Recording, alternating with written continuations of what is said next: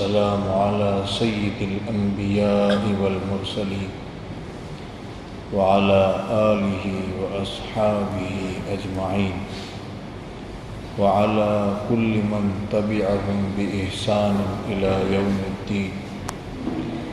أعوذ بالله من الشيطان الرجيم. بسم الله الرحمن الرحيم. اذهبوا بقميصي هذا فألقوه على وجه أبي يأت بصيرا وأتوني بأهلكم أجمعين. ولما فصلت العير قال أبوهم إني لأجد ريح يوسف لولا أن تفندون. قالوا تالله إنك لفي ضلالك القديم. فلما أن جاء البشير ألقاه على وجهه فارتد بصيرا قال ألم أقل لكم إني أعلم من الله ما لا تعلمون. صدق الله العظيم وصدق رسوله النبي الكريم ونحن على ذلك لمن الشاهدين والشاكرين. حضرت یوسف علیہ السلام کا بہت ہی سبق آموز واقعہ اور تذکرہ چل رہا تھا. گزشتہ سبق میں ہم سب نے پڑھا تھا کہ ان بھائیوں سے یوسف علیہ السلام نے یہ فرمایا لا تثریب علیکم اليوم کہ میرے بھائیوں آج میں تمہیں کوئی عار نہیں دلاؤں گا. تم سے جو گناہ ہوا، تم نے جو مجھے مارنے کی کوشش کی، میں تمہیں اس پر نہ کوئی بدلہ لوں گا نہ کوئی عار دلاؤں گا. یغفر اللہ لکم، اللہ تمہاری مغفرت کریں اور وہ بہت زیادہ رحم کرنے والا ہے.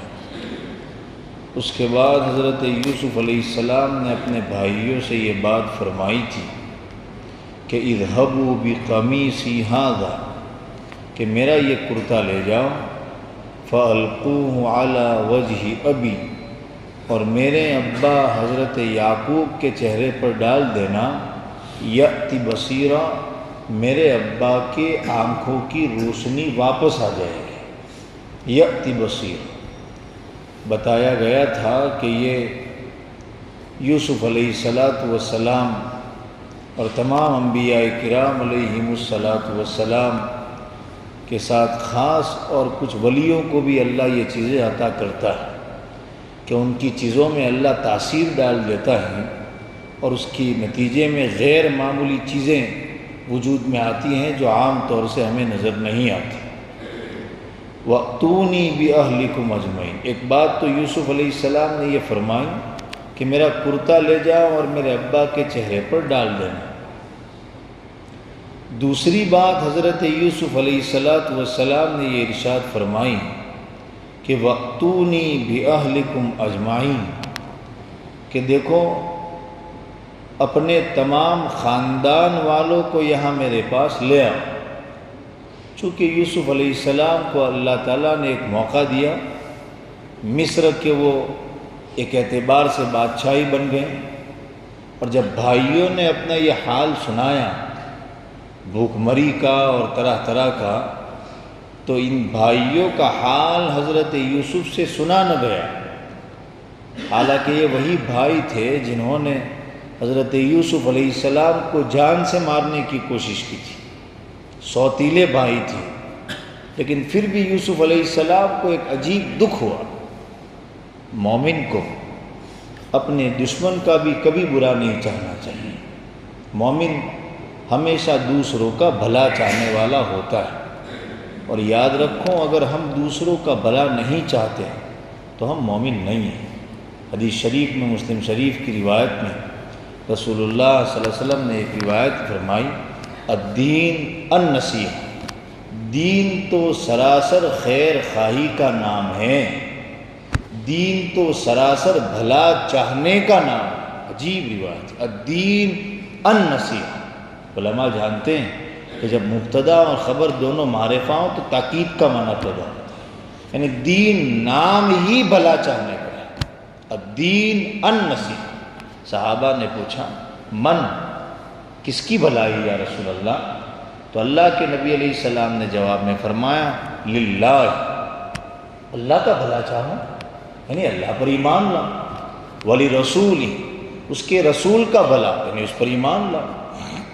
پھر آپ نے اخیر میں فرمایا جہاں تک مجھے یاد پڑتا ہے تمام مسلمانوں کی خیر ہے۔ اللہ، مسلمانوں میں یہ جذبہ آج دیکھنے کو مل رہا ہے؟ آپ سچ بتائیے، مجھے کسی نے کچھ کرنے کی کوشش کی، میں ہمیشہ یہ چاہوں گا اس کو تکلیف پہنچے۔ حضرت یوسف علیہ السلام بھلا چاہ، الدین النصیحہ۔ یہ کمی ہے اس زمانے میں، ہمیں سراپا خیر خواہ ہونا چاہیے، کسی کا برا نہیں، کسی کا نہیں۔ جس نے ہمارے ساتھ برا کیا ہے اس کا بھی برا نہیں، یہ بہت مشکل کام ہے، اور جس کو یہ آ گیا اس کو جینا آ گیا۔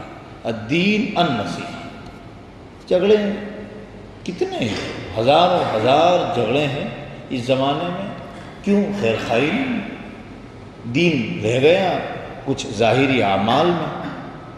یوسف علیہ السلام بھلا چاہ، عجیب، اور فرمایا دیکھیے خالی بھلا نہیں چاہ، فرمایا اچھا پوری جوانی برباد ہو گئی ان بھائیوں کی وجہ سے، یوسف کی، بچپن میں کنویں میں ڈال دیا، بچپن سے ماں باپ سے دور، انہی بھائیوں کی وجہ سے۔ لیکن جب وقت آیا احسان کرنے کا تو یہ بندہ احسان کر رہا ہے، غور کیجئے، بالکل احسان کر رہا ہے۔ اور کیا کہہ رہا ہے؟ دیکھا نہیں گیا ان سے کہ اچھا تم اتنی بری حالت میں ہو اور میں یہاں بادشاہ بنا رہوں، نہ، وَأْتُونِي بِأَهْلِكُمْ أَجْمَعِينَ، اپنے سارے خاندان کو فلسطین سے میرے پاس لے آئے۔ اللہ، بھائیوں کا بھلا کیا، بھائیوں کے خاندان کا بھلا چاہ رہا ہے، چونکہ اللہ نے ایک مقام دیا تھا۔ اس سے پتہ چلا کہ خاندان میں کچھ لوگ ہوتے ہیں جن کو اللہ مال دیتا ہے، سب کو نہیں۔ کچھ لوگ ہوتے ہیں جن کو اللہ علم دیتا ہے، کچھ لوگ ہوتے ہیں جن کو اللہ عزت دیتا ہے۔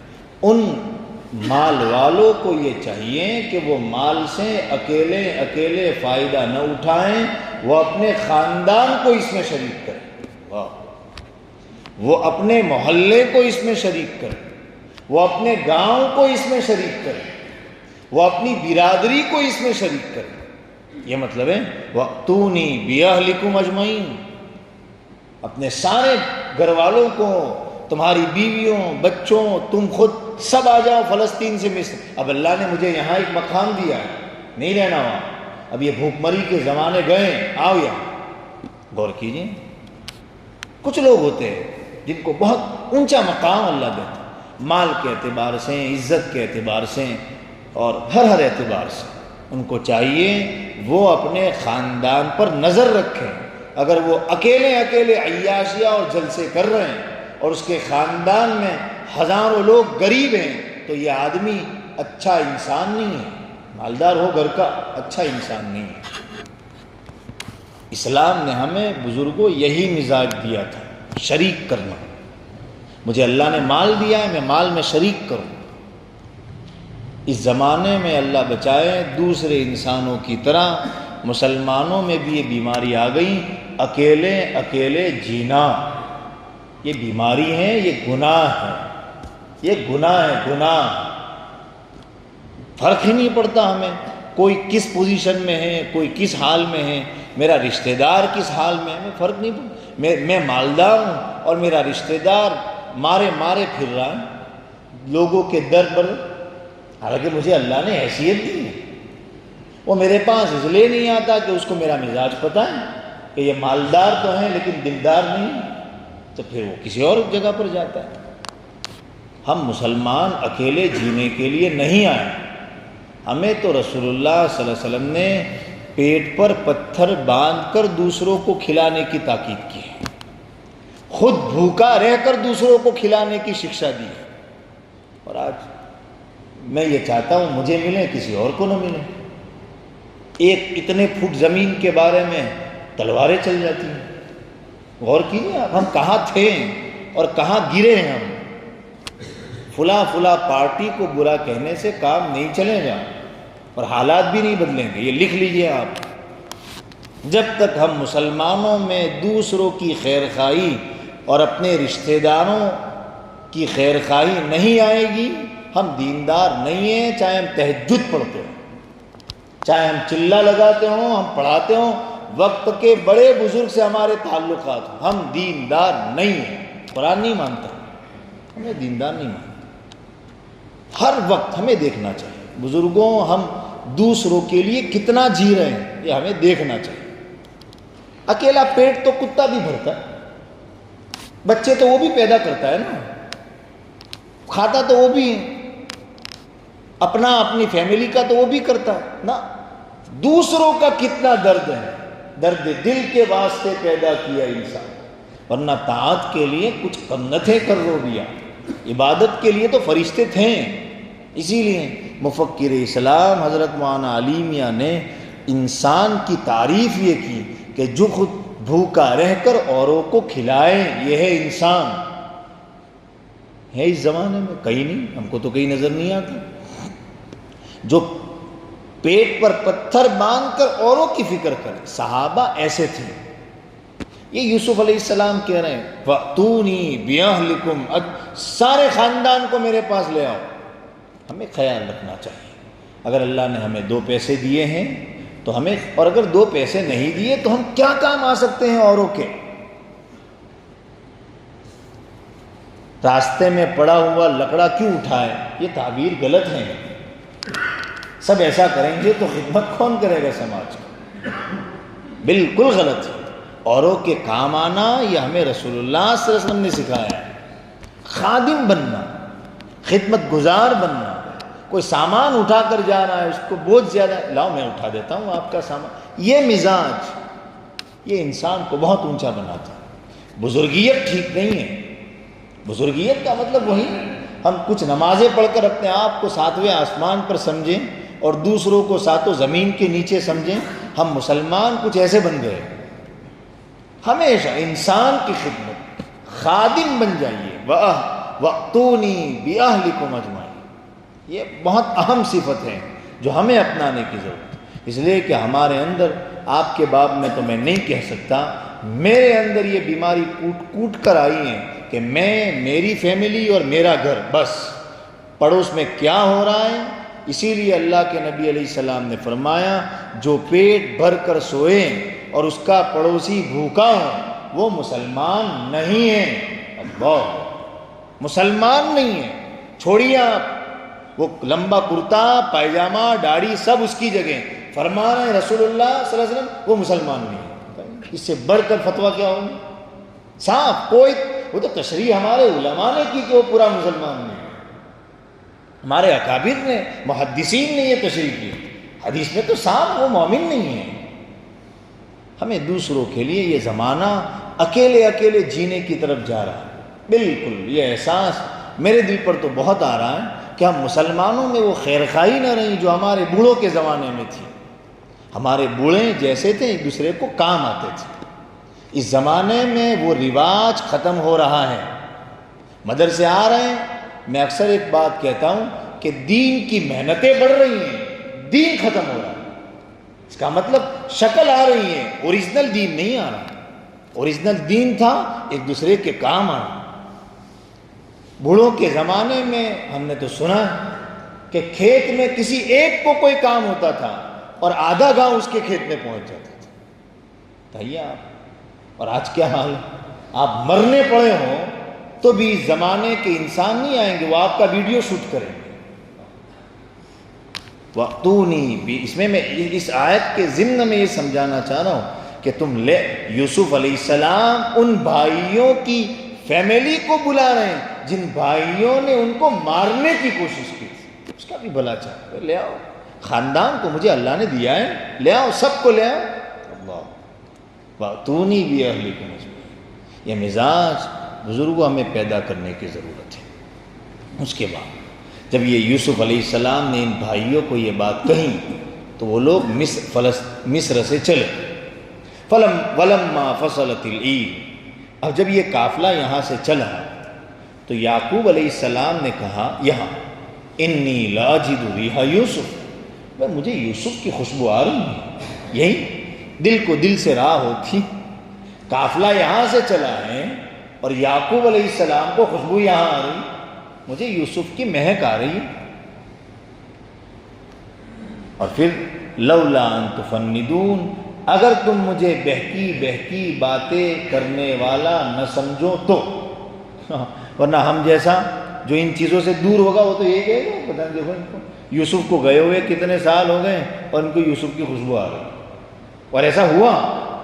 پاس والوں نے کہا تاللہ انک لفی ضلالک القدیم، کس خیال میں ہو آپ، تو دور کی گمراہی اور خیالات میں ہو، یوسف کو گئے ہوئے کتنے سال ہو گئے، ان کا کوئی عطا پتہ نہیں ہے، اور تم یہ کہہ رہے ہو کہ ہمیں یوسف کی خوشبو آ رہی ہے، عجیب بات ہے۔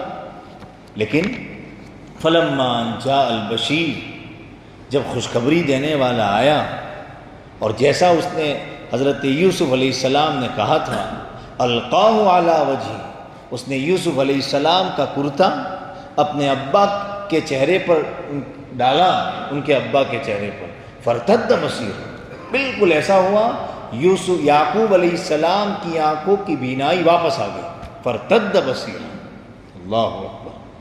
اب یعقوب علیہ السلام نے اور حال سنایا انہوں نے کہ یوسف سے ملاقات ہوئی، وہ بہت خیریت سے ہیں، وہ تو بادشاہ بن گئے ہیں، عجیب۔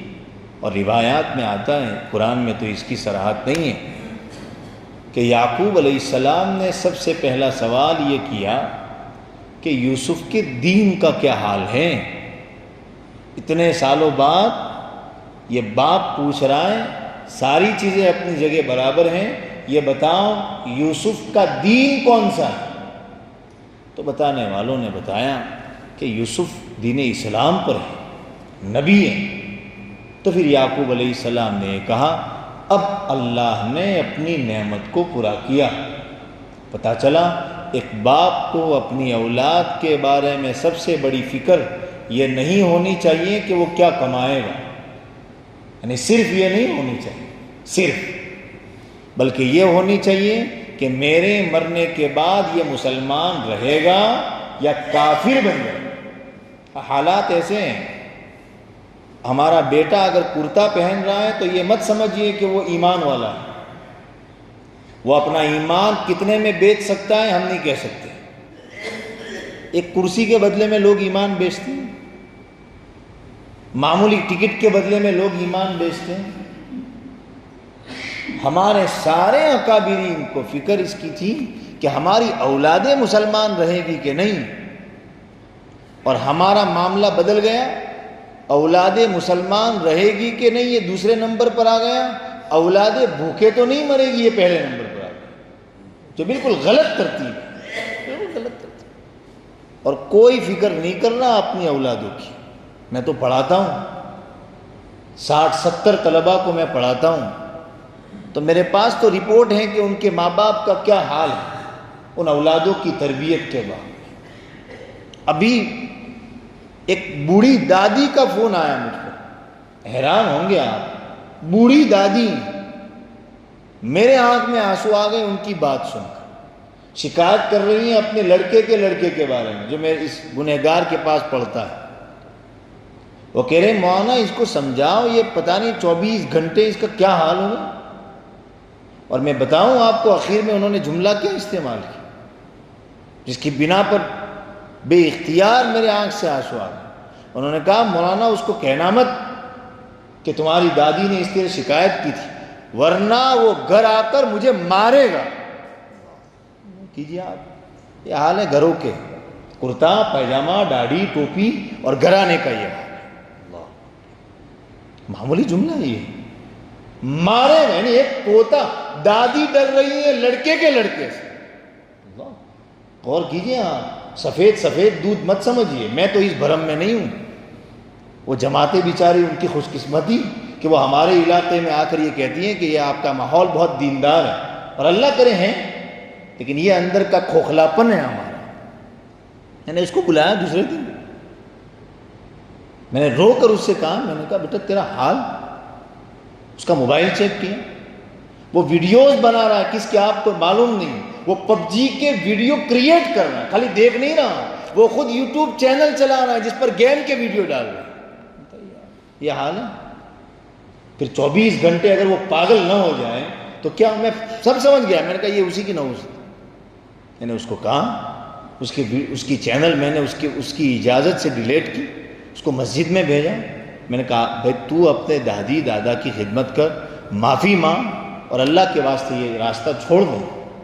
پھر اس کی دادی کا فون آیا، وہ بیچارے بہت خوش ہوئے. یہ حال ہے بزرگوں، یہ حال ہے. ہمارے نوجوان میں میرے پاس پہچان والے ہیں ایک انکم ٹیکس ڈپارٹمنٹ کے، جن کے پاس فائلیں آتی ہیں، ریٹرن فائلیں سی اے اکاؤنٹ کی. ان کا کہنا یہ ہے، سنو دل کے کانوں سے، آپ کا ایک چھوٹا بیٹا ہونے کی حیثیت سے میں یہ بات آپ کی خدمت کی نیت سے عرض کر رہا ہوں. انہوں نے کہا مولانا ان لڑکوں کی فائلیں ہمارے پاس آتی ہیں جن لڑکوں کا ابھی نکاح نہیں ہوا اور ٹرانزیکشن ہوتا ہے 10 لاکھ اور 15 لاکھ. یہ ہے حال. بٹ کوائن میں اور پتہ نہیں کہاں انویسٹ کر رہے ہیں. میں پوچھنا یہ چاہ رہا ہوں، ان نوجوانوں میں پیسوں کی اتنی محبت آئی کہاں سے؟ گھر سے. ماں باپ ہر وقت بات کرتے ہیں پیسوں کے بارے میں، یہ کمانا وہ کمانا، یہ پیسے، یہ لائٹ بل، یہ دودھ بل. تو آپ بتائیے بیٹے کے دل میں کہیں کی محبت آئی؟ ایک نہیں، ہزاروں واقعات انہوں نے کہا، بالکل قریبی، کوئی واسطہ ہے ہی نہیں. بتائیے آپ. انہوں نے کہا میری آفس میں ایک لڑکا کام کرتا ہے جس کو جوائن کیے ہوئے بھی 8 مہینے ہوئے. فرمایا مولانا اس کا ٹرانزیکشن میں نے دیکھا ہو تو میں دیکھ گیا، وہ موبائل میں کچھ ٹرانزیکشن کر رہا تھا، میرا نظر پڑ گئی. ٹرانزیکشن یعنی وہ نہیں، وہ ٹرانزیکشن جو اپلیکیشنز میں ہوتا ہے اور وہ دوسری چیزوں میں جہاں سے انکم بنائی جاتی ہے، غلط یا صحیح جو بھی ہے. شاید انہوں نے جو فگر مجھے کہا، اگر مجھے صحیح یاد ہے، 10 لاکھ سے تو اوپر ہی انہوں نے کہا. اس کی شادی نہیں ہوئی ابھی. کیا حال ہے؟ اور جب ان کو کہا کہ ابا کو مت کہنا بھائی، آپ ماں باپ سے چھپ کریے. یعنی میں کہنا چاہ رہا ہوں پیسوں کی حد سے زیادہ محبت. کیوں؟ ہم نے ایمان نہیں سمجھا.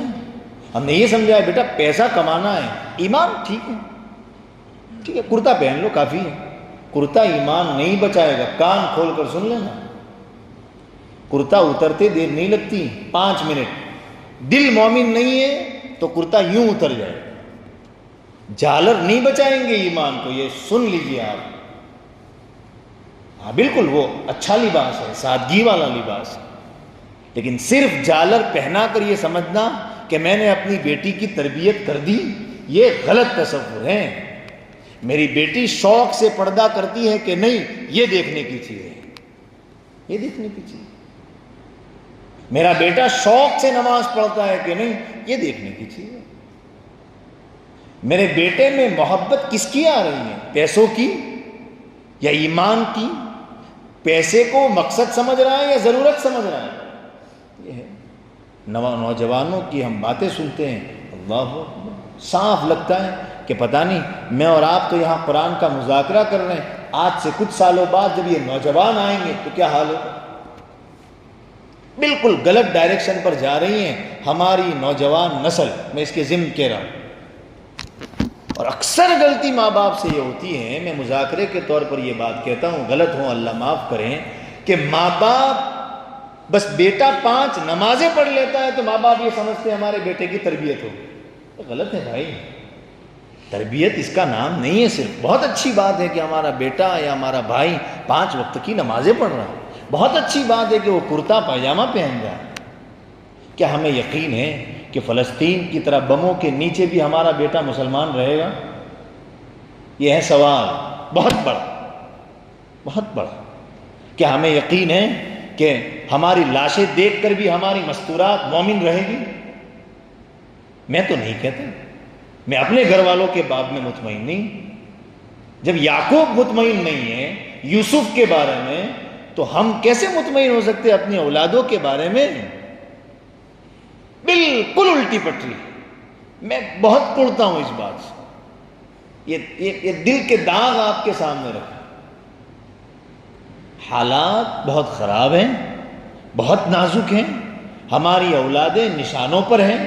اس حوالے سے ماں باپ اکثر غافل ہیں، بالکل غافل ہیں. بالکل 60 طلبہ میرے پاس پڑھتے ہیں، اس میں سے صرف 5 کے ماں باپ ایکٹیو ہوں گے جو یہ پوچھتے رہتے ہیں ہمارے بیٹے کا حال کیا ہے. ورنہ 90% والدین وہ ہیں جن کا نہ کوئی فون آتا ہے نہ کچھ. بیٹا پڑھنے جا رہا ہے، کیا پڑھ رہا ہے نہیں پڑھ رہا ہے، اس کے اخلاق کیا ہیں. مول صاحب کے پاس تو 3 گھنٹے رہتا ہے، باقی 20-23 گھنٹے تو آپ کے پاس ہیں. حضرت یعقوب علیہ السلام کا میں سنا چکا ہوں اس کو. حضرت یعقوب علیہ السلام کا جب انتقال ہوا تو آپ نے اپنے پوتوں پڑپوتوں ان سب کو جمع کیا، ان سب کو، 11 بھائیوں کو اور یوسف کو، سب کو. اور انتقال کے وقت انہوں نے کیا سوال کیا پتہ ہے آپ؟ اے اولادوں، اے میرے پوتوں، اے میری بہوؤں، یہ بتاؤ میرے مرنے کے بعد کس کی عبادت کروں گی؟ اللہ! کیا یعقوب کو بھروسہ نہیں تھا کہ یہ مسلمان رہیں گے؟ انتقال کے وقت یہ سوال کر، جن کی اولادوں میں کون ہے؟ حضرت یوسف. ان سے وہ پوچھ رہے ہیں یہ بتاؤ میرے مرنے کے بعد کس کی عبادت کروں گے بھائی؟ پھر اولادیں تھیں، انہوں نے کہا کہ نعبد الہک و الہ آبائک ابراہیم و عیسیٰ. ابا آپ کے باپ دادا جن اللہ کو ایک مانتے ہیں ہم بھی ان کو ایک مانیں گے. یہ ہے. ہمیں مطمئن نہیں ہونا چاہیے بزرگوں کہ ہمارے بیٹے مسلمان رہیں گے یا نہیں. یہ ڈرانے کے لیے میں نہیں کہہ رہا ہوں. دشمن پلاننگ کر رہا ہے ہمارے اور ہماری اولادوں سے ایمان چھیننے کی. میں سچ کہہ رہا ہوں اتنی پلاننگ ہم اپنے بچوں اور اپنے ایمان کے بچانے کی نہیں کر رہے ہیں. ہزاروں لڑکیاں شادیاں کر رہی ہیں غیر مسلموں کے ساتھ. کیوں؟ کمی ہے ماں باپ کی. سب سے بڑا قصور ماں باپ کا. میرا ماں باپ کا نہیں، میرا. اگر میرے بیٹے کی تربیت یہ فکر یعقوب علیہ السلام نے خوش نہیں ہو گئے کہ ٹھیک ہے یوسف علیہ السلام بہت اچھے ہیں نا، وہ بڑی پوسٹ پر ہے نا، یہ بتاؤ یوسف کے دین کا کیا ہے؟ دین، اور دین بھی پورا. ہمارا بچہ کھانا کیسے کھاتا ہے، یہ میں کچھ اشارات کر رہا ہوں جس کی طرف ماں باپ کا ذہن نہیں جاتا. ہمارا بچہ کہیں چلتے چلتے تو نہیں کھاتا. ہزاروں لڑکوں کو میں دیکھتا ہوں جو سڑک پر اچھے خاصے بڑے ہیں، جو سڑک پر چل رہے ہیں، کھا رہے ہیں. میں نے اپنے طلباء کو سخت منع کیا. میں نے کہا میں کسی کو راستے میں چلتا ہوا کھاتا ہوا دیکھوں گا میں وہیں پیٹوں گا.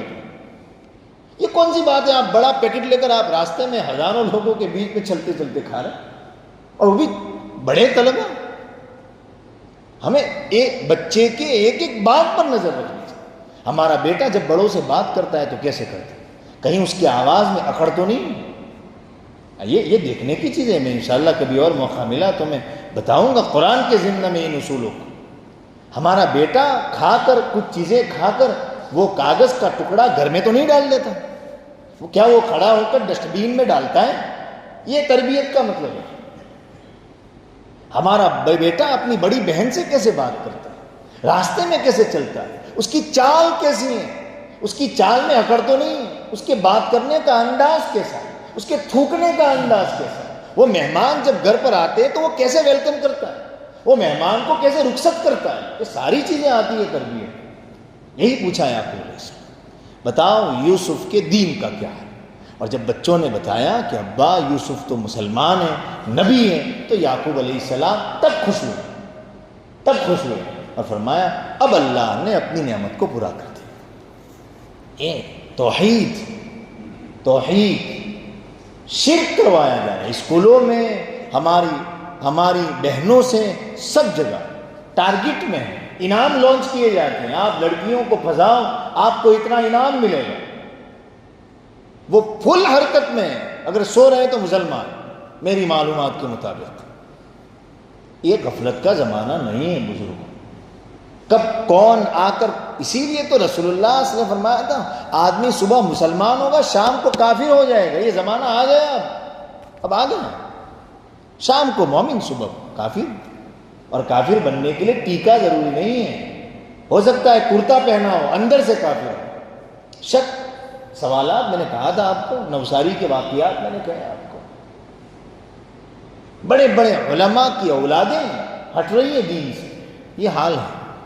بہرحال یہ سبق ہمیں مل رہا ہے یعقوب علیہ السلام کے اس سوال سے کہ بھئی یہ بتا، حالانکہ اتنے سالوں بعد مل رہا ہے کہ یہ بتاؤ. میں ایک بات بتا کر بات کو مکمل کروں. حضرت مولانا علی میاں ندوی رحمہ اللہ نے تو یہاں تک لکھا، حوالے کے ساتھ یہ بات کہی کہ اگر باپ کو اپنی اولاد کے ایمان کی کتنی فکر ہونی چاہیے. فرمایا اگر کسی باپ کو یہ معلوم ہو جائے کہ میرا بیٹا مسلمان نہیں رہے گا، اللہ نہ کرے، حضرت نے ایک بات فرض کے طور پر لکھی کہ فرض کرو اگر کسی باپ کو یہ معلوم ہو جائے کہ میرا بیٹا مسلمان نہیں رہے گا، تو ایمان والے باپ کا تقاضا یہ ہے کہ وہ اللہ سے یہ دعا کرے کہ اللہ اگر ایمان نہیں تو میرا بیٹا بھی نہیں، اس کو لے لیں، اس کو لے لیں، اس کو موت دے دیں. ایمان نہیں تو بیٹا بھی نہیں. یہ حساسیت. حضرت ابراہیم نے کعبہ بنایا، کعبہ بنانے کے بعد پہلی دعا کیا کیا آپ کو بتائیں؟ پہلی دعا یہ کی بزرگوں کہ وَجْنُبْنِي وَبَنِيَّ أَن نَعْبُدَ الْأَصْنَامَ. اللہ نبی، اللہ مجھے بھی اور میری اولادوں کو بھی مورتیوں کی عبادت سے بچا. کیوں؟ ابراہیم علیہ السلام مورتی پوجا کرتے ہیں، پھر بھی دعا کیا کر رہے ہیں؟ مجھے میری اولاد کو، ان کی اولادوں میں کون ہے؟ یوسف علیہ السلام، مورتی پوجا سے بچا. اس سے بچا کہ ہم مورتیوں کی عبادت کریں. ہم نے کبھی یہ دعا مانگی ہے کہ اللہ مجھے اور میری نسلوں کو شرک سے بچا، کفر سے بچا، سوریہ نمسکار سے بچا؟ حساسیت نہیں ہے، عقائد پتہ نہیں کہاں کہاں ہے. اللہ تعالی ہمیں حضرت یوسف علیہ السلام کے اس واقعے سے بہت کچھ سیکھنے کی توفیق عطا فرمائے. یہ جو باتیں میں نے کہی اپنے لیے کہی ہیں اور مذاکرے کے طور پر کہی ہیں، اللہ ہمیں توفیق عطا فرمائے. وصلی اللہ علیہ وسلم.